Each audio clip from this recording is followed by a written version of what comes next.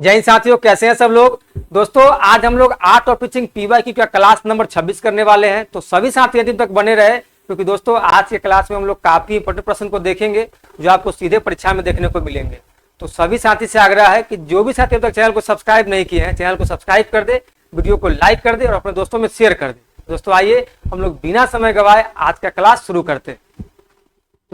तो देखिए मेरे भाई, क्वेश्चन नंबर 1 स्क्रीन पर आ चुका है। सभी साथी इस क्वेश्चन को ध्यानपूर्वक पढ़िए और इसका जवाब कमेंट बॉक्स में लिखिए। देखिए क्वेश्चन नंबर 1 में क्या बोला जा रहा है। आकलन का उद्देश्य क्या है? बताइए मेरे साथी, आकलन का क्या उद्देश्य होता है? आइए हम लोग ऑप्शन में देखते हैं। ऑप्शन नंबर ए में बोला है बच्चों को भयमुक्त परिवेश में अध्ययन करने के लिए प्रेरित करना। क्या ये आकलन के उद्देश्य में शामिल है? बी में बोल रहा है बच्चे। देखिए यहाँ बच्चे होगा, बच्चे को धीमी गति से सीखने वाले प्रखर एवं समस्यात्मक रूपों में चिन्हित करना। क्या यह आकलन का उद्देश्य है? सी में अधिगम पर विश्वसनीय प्रतिपुष्टि देना और डी में कक्षा में प्रतियोगिताओं को प्रोत्साहित करना। बताइए मेरे साथी इसका सही जवाब क्या होगा। देखिए मेरे साथी, जहां भी दिख जाए ना कक्षा में प्रतियोगिताओं को प्रोत्साहित करना, इसको काटना, ये आकलन का उद्देश्य है ही नहीं। फिर बी में क्या बोला है, बच्चे को धीमी गति से सीखने वाले प्रखर एवं समस्यात्मक रूपों में चिन्हित करना, आकलन का यह भी उद्देश्य नहीं है। ये भी क्या है, गलत है। ये भी बोला है बच्चों को भयमुक्त परिवेश में अध्ययन करने के लिए प्रेरित करना। भाई ये भी आकलन का उद्देश्य नहीं है। तो क्या हो जाएगा, ये तीनों गलत हो गया। तो इसका सही जवाब क्या होगा? जब तीन ऑप्शन गलत हो गया तो इसका सही जवाब क्या हो गया?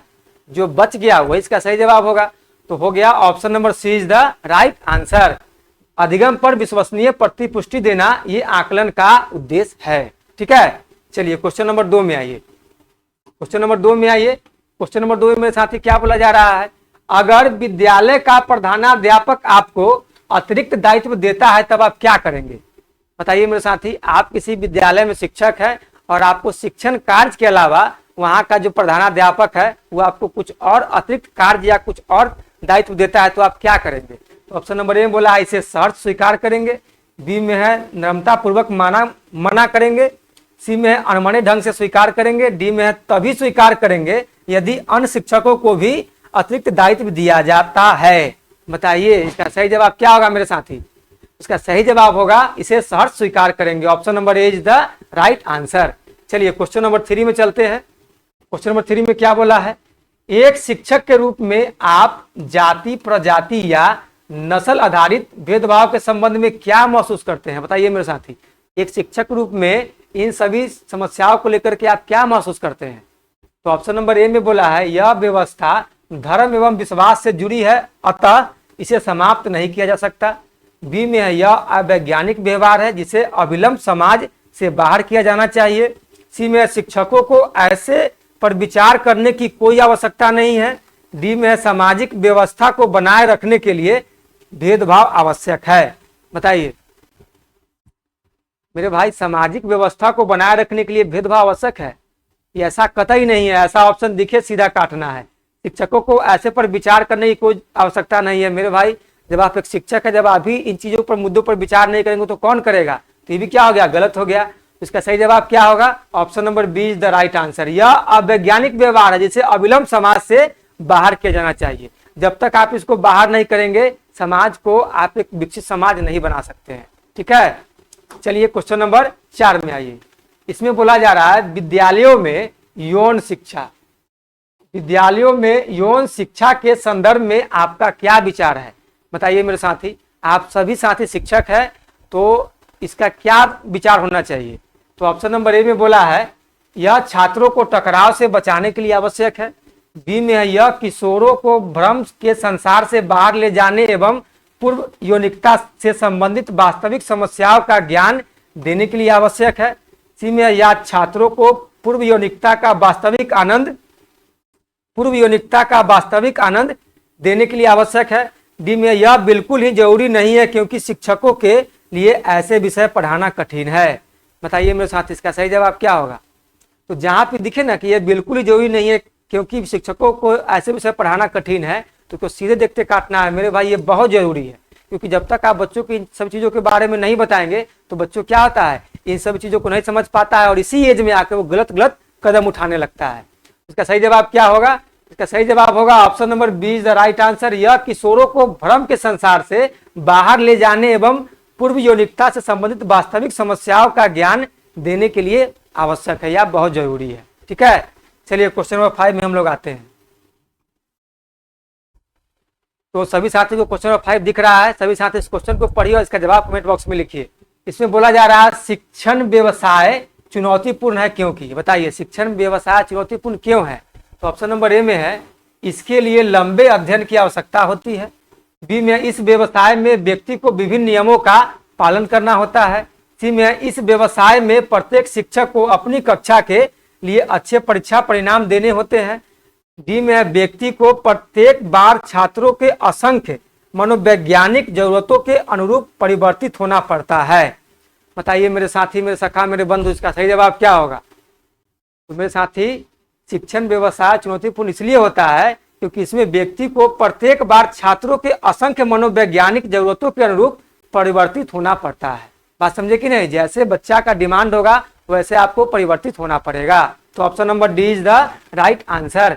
ठीक है, चलिए क्वेश्चन नंबर 6 में आते हैं। क्वेश्चन नंबर 6 में क्या है? शिक्षण अधिगम के अतिरिक्त, क्या बोला है? शिक्षण अधिगम के अतिरिक्त विद्यालयों में कई कार्यक्रमों का आयोजन किया जाता है। मतलब पढ़ाई लिखाई के अलावा भी विद्यालय में बहुत सारे ऐसे कार्यक्रम हैं जो आयोजित किए जाते हैं, जैसे खेल का हो गया या प्रतियोगिता का हो गया या क्यूज का हो गया, इसी तरह का छोटा छोटा कार्यक्रम आयोजन किया जाता है। एक शिक्षक के रूप में इस संबंध में आपकी क्या प्रतिक्रिया है? तो मेरे भाई आप एक शिक्षक हैं, इस सब चीजों को लेकर के आपकी क्या प्रतिक्रिया होगी? तो ऑप्शन नंबर ए में है वे सभी पाठ्य सहगामी गतिविधियां समय की बर्बादी है। क्या ये सब जो गतिविधियां कराई जा रही है विद्यालय में, क्या ये समय की बर्बादी है? बी में ये गतिविधियां छात्रों के सर्वांगीण विकास के लिए आवश्यक है। बताइए ये गतिविधियां जो आप करवा रहे हैं ये छात्रों के सर्वांगीण विकास के लिए आवश्यक है। सी में बोला इन गतिविधियों के माध्यम से विद्यालयों में शिक्षकों को भी सक्रिय रखा जा सकता है। क्या ऐसा सही है? डी में विद्यालयों को अलग अलग प्रकार की प्रतियोगी गतिविधियों का आयोजन अवश्य करना चाहिए। बताइए इसका सही जवाब क्या होगा मेरे साथी? तो इसका सही जवाब होगा ये गतिविधियां छात्रों के सर्वांगीण विकास के लिए आवश्यक है। Option number B is the right answer. मेरे भाई पढ़ाई लिखाई के अलावा भी आप ऐसे गतिविधियों के माध्यम से छात्रों को विकास करने के लिए, सीखने के लिए आप एक अच्छा मंच प्रदान कर सकते हैं, अच्छा अवसर दे सकते हैं। ठीक है, चलिए क्वेश्चन नंबर 7 में चलते हैं।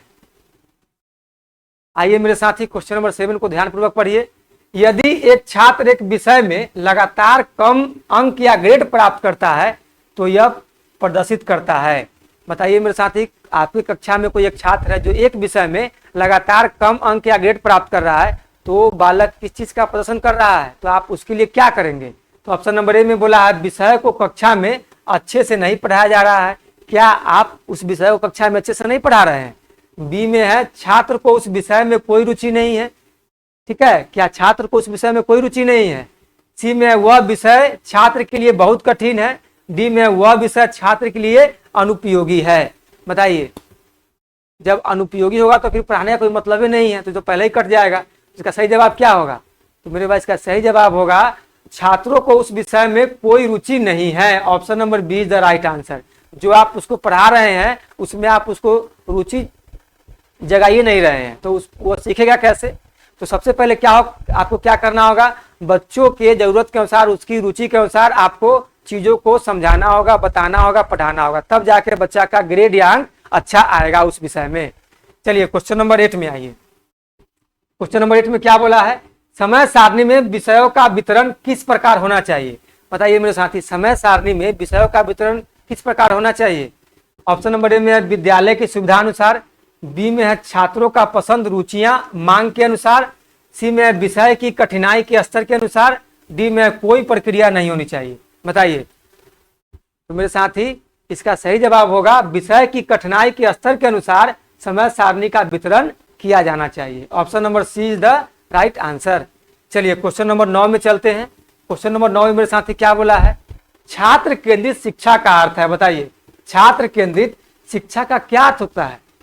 तो ऑप्शन नंबर ए में बोला है प्रत्येक छात्र की आवश्यकताओं का ध्यान रखना। प्रत्येक छात्र की आवश्यकताओं का ध्यान रखना छात्र केंद्रित शिक्षा का अर्थ होगा। बी में बोला है छात्रों को वह करने देना जो उन्हें पसंद है। छात्रों को वह काम करने दीजिए जो उन्हें पसंद है। बी में है सभी छात्रों को निःशुल्क शिक्षा देना। डी में शिक्षण में छात्रों का भरपूर सहयोग लेना। तो बताइए मेरे साथी, सबसे बेस्ट ऑप्शन आपको कौन लग रहा है? तो मेरे साथी, इसका सही जवाब जाएगा शिक्षण में छात्रों का भरपूर सहयोग लेना। यही छात्र केंद्रित शिक्षा का वास्तविक अर्थ होता है। ठीक है, चलिए आइए मेरे साथी हम लोग क्वेश्चन नंबर 10 देखेंगे। देखिए क्वेश्चन नंबर 10 में क्या बोला है, पाठ्यक्रम लचीला होना चाहिए। पाठ्यक्रम लचीला होना चाहिए, ऐसा नहीं होने पर। अगर पाठ्यक्रम लचीला नहीं होगा तो क्या होगा, उसके बारे में हमसे पूछा जा रहा है। तो ऑप्शन नंबर ए में बोला है इसके कारण अलग व्यक्तित्व वाले छात्रों का विकास नहीं हो पाएगा। बी में बोला है यह विषय केंद्रित हो जाएगा। सी में बोला है यह सामाजिक भावनाओं को प्रोत्साहित नहीं कर पाएगा। डी में यह छात्रों के बीच लोकप्रिय नहीं हो पाएगा। बताइए मेरे साथी, इसका सही जवाब क्या होगा? मेरे साथी, अगर पाठ्यक्रम लचीला नहीं होगा तो यह छात्रों के बीच लोकप्रिय नहीं हो पाएगा। तो इसका सही जवाब हो जाएगा option number D is the right answer. ठीक है, चलिए क्वेश्चन नंबर 11 में चलते हैं। क्वेश्चन नंबर 11 में क्या बोला है, आप अपनी कक्षा के छात्रों को किसी कार्यक्रम के संदर्भ में निर्देश देते हैं। अब बताइए क्या दे रहे हैं निर्देश? आप सभी साथी क्लासरूम में पढ़ाते होंगे तो अपनी कक्षा के संबंध में सभी साथी कुछ ना कुछ देते होंगे निर्देश। तो जो आपका लोकप्रिय निर्देश है सभी साथी कमेंट बॉक्स में लिखिए। यदि कोई छात्र आपका निर्देश नहीं समझ पाता है तब आप क्या करेंगे? बताइए, आप कोई बात बालक को बोलते हैं और बालक आपकी बातों को नहीं समझ पाता है तो आप उस समय क्या करेंगे? आपका उस समय प्रतिक्रिया क्या होगी? तो ऑप्शन नंबर ए में है उस पर कोई ध्यान नहीं देंगे। क्या आप उस पर कोई ध्यान नहीं देंगे? बी में ऊंचा बोलकर निर्देश देंगे। क्या उसको ऊंचा बोलकर आप डांटेंगे? सी में सरल भाषा में निर्देशों की व्याख्या करेंगे और निर्देशों को खंडों में विभक्त करेंगे। डी में उस छात्र को उसकी अक्षमता के लिए फटकार लगाएंगे। बताइए, अब जिस छात्र जो काम करने में असक्षम है उसके लिए आप उसको फटकार लगाएंगे। तो मेरे साथ ऐसा ऑप्शन जहां दिखे सीधे काटना है। ऊंचा बोलकर निर्देश देंगे ऐसा आपको कतई नहीं करना है। उस पर ध्यान नहीं देंगे, उस पर एकदम ध्यान देना है। ध्यान दीजिएगा तो फिर आप टीचर क्यों हैं? बताइए, आपको तो यही काम के लिए गवर्नमेंट बहाल की है कि आपको बच्चों पर ध्यान रखना है कि किस बच्चा का रुचि क्या है, उनको कैसे सीखना पसंद है, उसके अनुसार आपको क्लासरूम का आयोजन करना है। इसका सही जवाब क्या होगा? Option number C is the right answer. सरल भाषा में निर्देशों की व्याख्या करेंगे और निर्देशों को खंडों में विभक्त करेंगे ताकि बच्चा आसानी से चीजों को समझ पाए। चलिए क्वेश्चन नंबर 12 में आइए। क्वेश्चन नंबर 12 में मेरे साथी क्या बोल रहा है, शिक्षा के क्षेत्र में मार्गदर्शन का उद्देश्य है। बताइए, शिक्षा के क्षेत्र में मार्गदर्शन का क्या उद्देश्य होता है? ऑप्शन नंबर ए में छात्र को स्वतंत्र निर्णय लेने में सक्षम करना। छात्र को स्वतंत्र निर्णय लेने में सक्षम करना। बी में छात्र को उसकी दृढ़ताओं एवं कमजोरियों को जानने के बाद सलाह देना। बी उसका सी में छात्र को भविष्य में होने वाले तनाव एवं नुकसान से बचाना। डी में उपयुक्त में से सभी। बताइए मेरे साथी, इसका सही जवाब क्या होगा? तो मार्गदर्शन के क्षेत्र में इसका जवाब सब सही हो जाएगा। Option number A B C ये तीनों सही है। तो क्या इसका जवाब होगा? Option number D is the right answer. ठीक है, तो चलिए हम लोग क्वेश्चन नंबर 13 में आते हैं मेरे साथी। भिन्न स्थानों पर माध्यमिक शिक्षकों के स्थानांतरण के संबंध में आपका क्या विचार है? बताइए क्या विचार है? तो ऑप्शन नंबर ए में स्थानांतरण नीति पूर्णतः गलत है। स्थानांतरण मतलब ट्रांसफर का नीति क्या पूर्णतः गलत है। बी में स्थानांतरण तभी किया जाना चाहिए जब शिक्षक ऐसा कहे, उस शिक्षक के कहने पर स्थानांतरण होना चाहिए। बताइए। सी में शिक्षकों की गलतियों एवं लापरवाहियों के लिए दंडित करने के लिए। और डी में स्थानांतरण शिक्षकों का अनुभव बढ़ाता है। बताइए मेरे साथ, इसका सही जवाब क्या होगा? इसका सही जवाब होगा स्थानांतरण शिक्षकों का अनुभव बढ़ाता है। Option number D is the right answer. तो चलिए क्वेश्चन नंबर 14 में हम लोग आते हैं। इसमें क्या बोला जा रहा है, अगर एक छात्र आपके साथ अभद्रता करता है, मतलब आप क्लासरूम में पढ़ा रहे हैं और आपका ही बालक, आपके ही क्लासरूम का छात्र आपके साथ अभद्रता करता है, तब एक शिक्षक के रूप में आपकी क्या प्रतिक्रिया होगी? बताइए। तब एक शिक्षक के रूप में आपकी क्या प्रतिक्रिया होगी? जो प्रतिक्रिया होगी वही इस ऑप्शन का जवाब होगा, इस क्वेश्चन का जवाब होगा। अब इस ऑप्शन में से आप तलाशिए कि आपका जवाब क्या है, आपकी प्रतिक्रिया क्या है। तो ऑप्शन नंबर ए में आप प्रधानाध्यापक के पास शिकायत दर्ज करेंगे। बी में आप उस छात्र को दंडित करेंगे जिससे वह अपनी गलती का बराबर भुगतान करे। सी में आप छात्र को क्षमा कर घटना को भुला देंगे। डी में आप घटना का जिक्र विद्यालय के दूसरे शिक्षकों से करेंगे। एवं उस छात्र को विद्यालय से निलंबित करने के लिए अभियान छेड़ेंगे। बताइए इसका सही जवाब क्या होगा?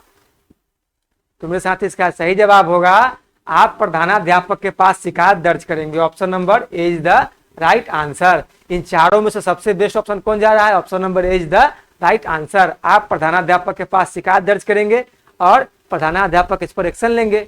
उनको क्या करना है, कैसे इस सभी चीजों को सुधारना है कि ताकि बालक क्लास में फिर किसी भी शिक्षक के साथ अभद्रता न करे। चलिए क्वेश्चन नंबर 15 में आइए। एक शिक्षक के रूप में छात्र के किस व्यवहार को आप गंभीर मानेंगे? बताइए मेरे साथी, एक शिक्षक के रूप में छात्र के किस व्यवहार को आप गंभीर मानेंगे?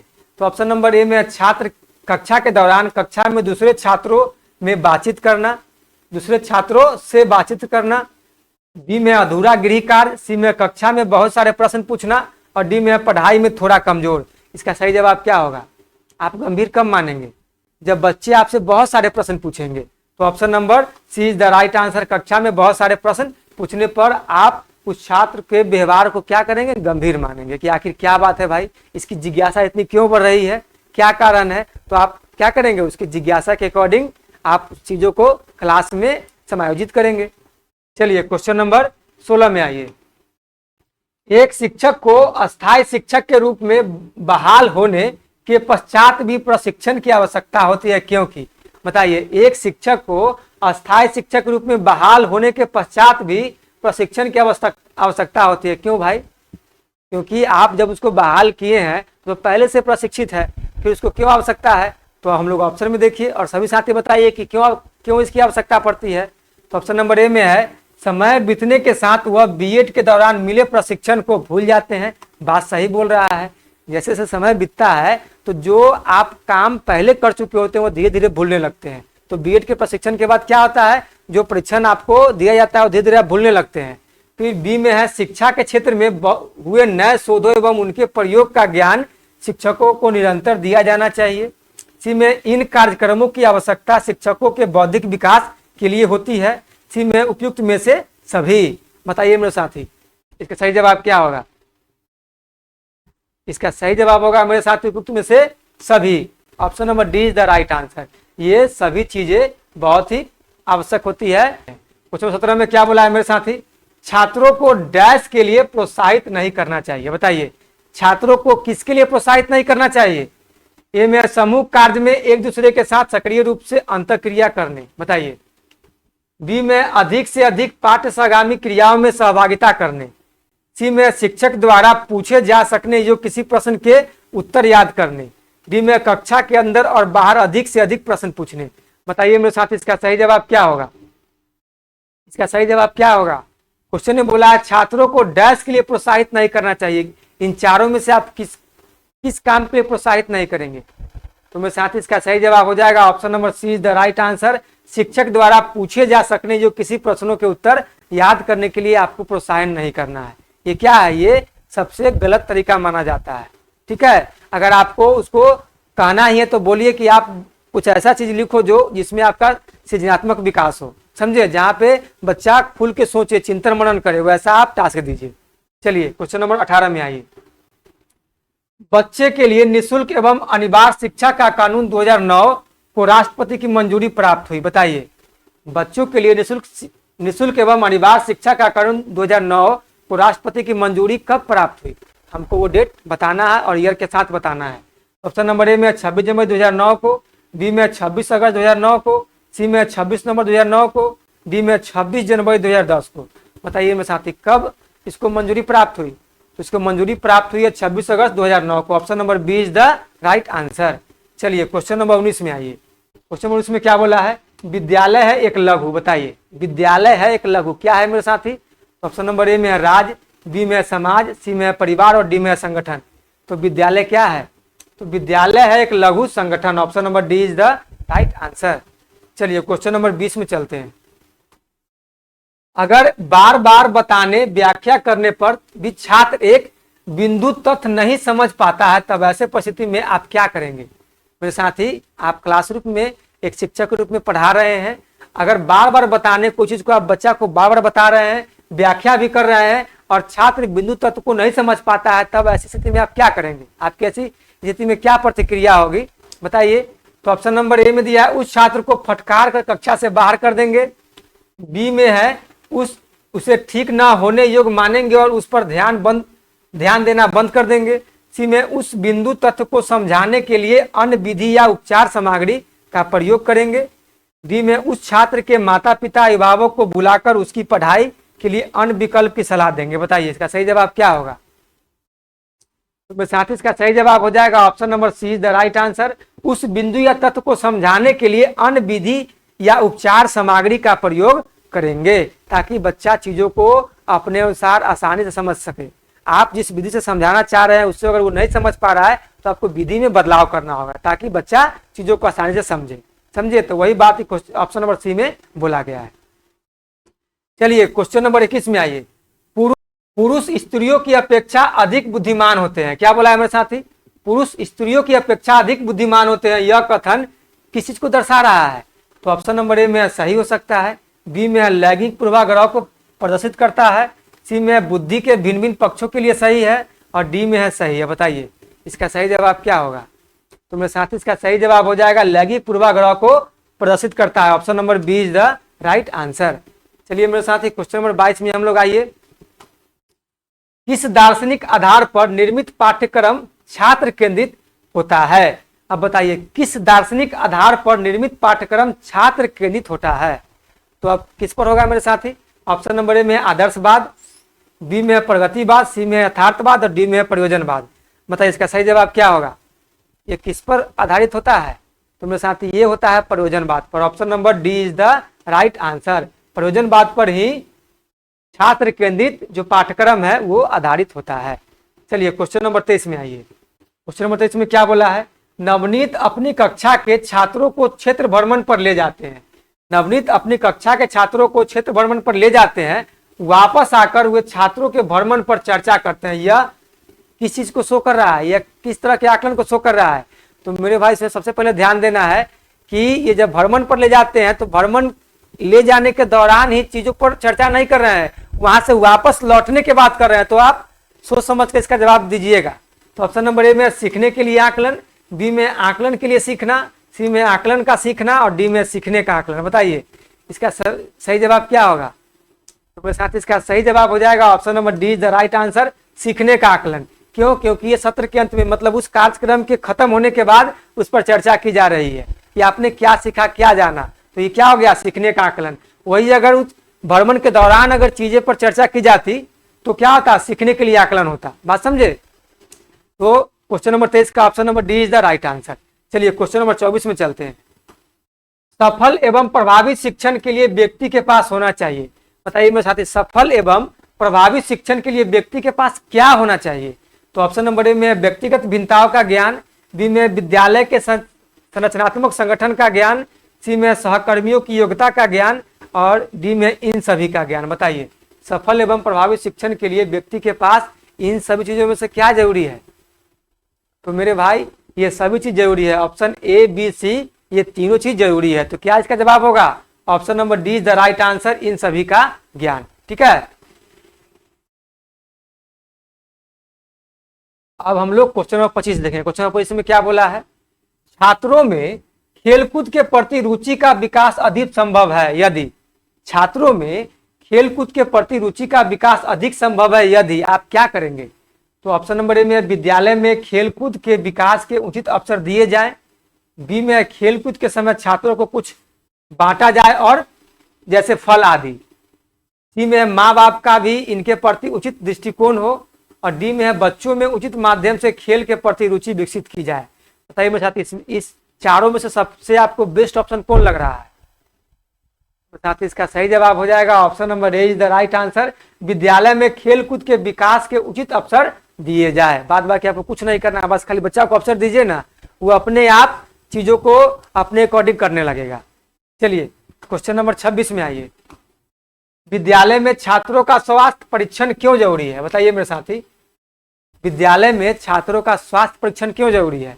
ऑप्शन नंबर ए में है घर पर स्वास्थ्य परीक्षण में समय अधिक लगता है, बी में विद्यालय में डॉक्टर आकर एक ही समय में कार्य कर जाता है, सी में माँ बाप के पास इतना धन उपलब्ध है कहाँ नहीं जा सकता। माँ बाप के पास इतना धन उपलब्ध है, कहाँ नहीं जा सकता, कि सही में उनके पास इतना पैसा है कि नहीं जो बच्चा को इलाज करवा सकते हैं।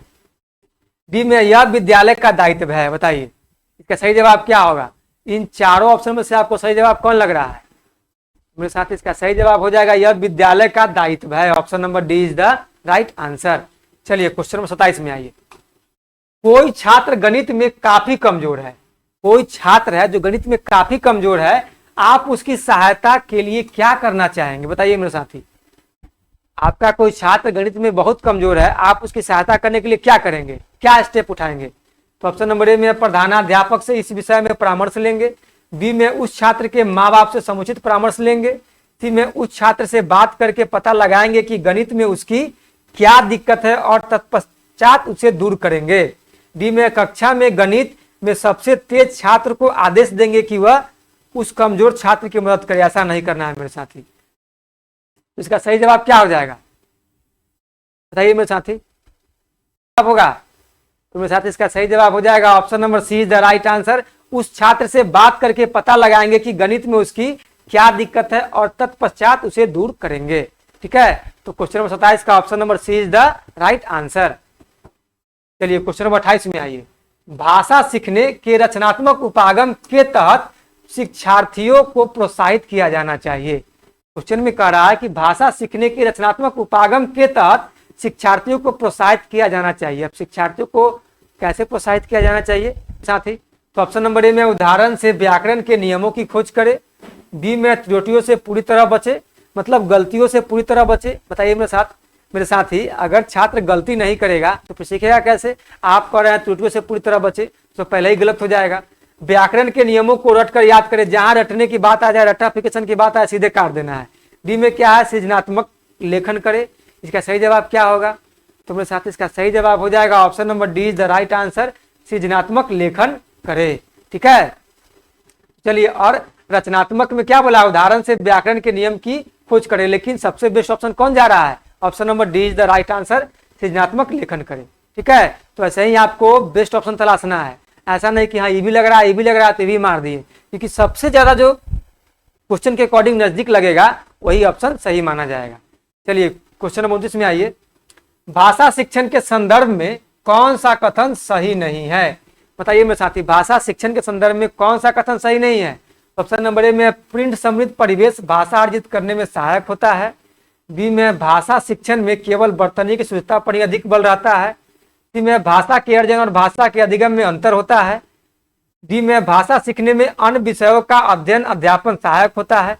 बताइए मेरे साथ इसका सही जवाब क्या होगा। हमसे पूछ रहा है कि नहीं है, भाषा शिक्षण के संदर्भ में कौन सा कथन सही नहीं है, वो हमको जवाब देना है। तो क्या होगा इसका सही जवाब, सभी साथी इसका सही जवाब बताइए। देखिए, प्रिंट समृद्ध परिवेश भाषा अर्जित करने में सहायक होता है, तो बात एकदम सही बोल रहा है। अब बी में क्या बोल रहा है, भाषा शिक्षण में केवल वर्तनी की शुद्धता पर ही अधिक बल रहता है, ये बात गलत है, ये बात इसके संदर्भ में गलत है। तो क्या हो जाएगा क्वेश्चन नंबर 29 का option number B is the right answer. भाषा के अर्जन और भाषा के अधिगम में अंतर होता है, ये बात सही बोला है, भाषा के अर्जन और भाषा के अधिगम में अंतर होता है। हम लोग भाषा अर्जन कैसे करते हैं, हम लोग का जो मातृभाषा है हम लोग उसका अर्जन करते हैं, और जो हम लोग विद्यालय में जो भाषा सीखते हैं, जैसे हिंदी हो गया, इंग्लिश हो गया, या कोई अन्य भाषा हो गया, जो हम लोग विद्यालय में सीखते हैं उसको बोलते हैं भाषा अधिगम। समझे मेरे साथी। और जो आप अपने क्षेत्रीय भाषा सीखते हैं, जैसे बज्जिका हो गया, मैथिली हो गया, मगही हो गया, तो ये क्या हो गया, ये हो गया हमारा भाषा अर्जन। ठीक है, तो ये बात तो सही बोला है। डी में भाषा सीखने में अन्य विषयों का अध्ययन अध्यापन सहायक होता है, ये बात सही बोल रहा है। आप अन्य विषय भी पढ़ते हैं तो भाषा उसमें सीखते ही हैं। ठीक है, तो हम लोग अब क्वेश्चन नंबर 30 देखेंगे। ठीक है, क्वेश्चन नंबर 29 का option number B is the right answer. आइए मेरे साथी, क्वेश्चन नंबर 30 में देखिए क्या बोला जा रहा है। शिक्षण में सबसे कम महत्वपूर्ण कारक कौन सा है। हमसे पूछ रहा है शिक्षण में सबसे कम महत्वपूर्ण कारक कौन सा है।